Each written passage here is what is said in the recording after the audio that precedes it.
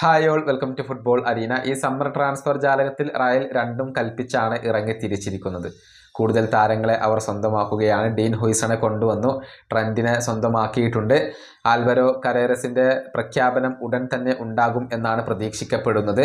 നിക്കോ പാസിനെ തിരികെ കൊണ്ടുവരാൻ റയൽ തീരുമാനിച്ചിട്ടുണ്ട്. നിലവിൽ ശ്രമിച്ചുകൊണ്ടിരിക്കുന്നത് മധ്യനിരയിലെ ജർമ്മൻ സാന്നിധ്യമായ ഏഞ്ചലോ സ്റ്റില്ലർക്ക് വേണ്ടിയാണ്. സ്റ്റുട്ട്ഗട്ടിന് വേണ്ടി കളിക്കുന്ന താരമാണ് ഏഞ്ചലോ സ്റ്റില്ലർ. ടോണി ക്രൂസ് ഈ താരത്തെ സൈൻ ചെയ്യാൻ റയലിനോട് ആവശ്യപ്പെട്ടു എന്ന റിപ്പോർട്ടുകൾ നേരത്തെ പുറത്തേക്ക് വന്നിരുന്നു. ടോണി ക്രൂസിന്റെ ആ ഒരു പ്രൊഫൈലിന് സമാനമായ ഒരു പ്രൊഫൈൽ ഉള്ള താരമാണ് ഏഞ്ചലോ സ്റ്റില്ലർ. ഏതായാലും അതുമായി ബന്ധപ്പെട്ട കൂടുതൽ വിവരങ്ങൾ ഫാബ്രിസിയോ റൊമാനോയും മാർക്കയും ഒക്കെ ഇപ്പോൾ നൽകിയിട്ടുണ്ട്.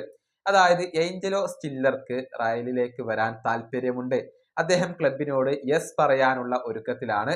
റയലിനെ അദ്ദേഹം ഇഷ്ടപ്പെടുന്നു എന്നുള്ളത് പോസിറ്റീവായ ഒരു കാര്യമാണ്. അതാണ് ഫാബ്രിസിയോ റൊമാനോയും മാർക്കയും ഇപ്പോൾ റിപ്പോർട്ട് ചെയ്തിട്ടുള്ളത്. റയലും അദ്ദേഹത്തെ സ്വന്തമാക്കാനുള്ള ഒരുക്കത്തിലാണ്. 40 മില്യൺ യൂറോ റയൽ മാഡ്രിഡ് ഈ താരത്തിന് വേണ്ടി ചിലവഴിക്കേണ്ടി വന്നേക്കും എന്നാണ് മാർക്ക പറയുന്നത്. പക്ഷേ ചർച്ചകൾ ഒരു അഡ്വാൻസ്ഡ് സ്റ്റേജിലേക്ക് എത്തിയിട്ടില്ല. റയൽ മാഡ്രിഡ് നീക്കങ്ങൾ ആരംഭിക്കുന്നതേ ഉള്ളൂ. പക്ഷേ സ്റ്റില്ലർ എത്താനുള്ള സാധ്യതകൾ ഇപ്പോൾ ഏറെയാണ്. ആൽവരോ കരേറസിന്റെ ഡീൽ എത്രയും പെട്ടെന്ന് പൂർത്തിയാക്കാനാണ് റയൽ ഇപ്പോൾ ശ്രമിച്ചുകൊണ്ടിരിക്കുന്നത്. അതിനുശേഷമായിരിക്കും ഏഞ്ചലോ സ്റ്റില്ലറിലേക്ക് നീങ്ങുക. ഏതായാലും നിലവിലെ സാഹചര്യങ്ങൾ വീക്ഷിക്കുമ്പോൾ ഏഞ്ചലോ സ്റ്റില്ലർ റയലിലേക്ക് വരാൻ തന്നെയാണ് സാധ്യത. ഈ വീഡിയോ അവസാനിപ്പിക്കുന്നു. അടുത്ത വീഡിയോയുമായി വീണ്ടും കാണാം.